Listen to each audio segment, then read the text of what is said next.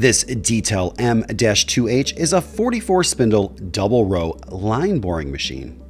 Each head has 22 spindles on 32mm centers and are driven by 2.5 horsepower motors.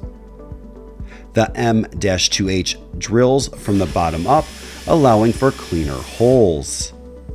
The two heads can be moved from 5 inches to 25 inches and have numeric readouts for repeatability and ease of setup.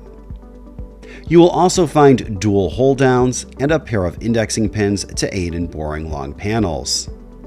The back fence is 118 inches long and has 4 flip stops. Under each head, you will also find a scale and can easily set depth of bore up to 2.5 inches in depth.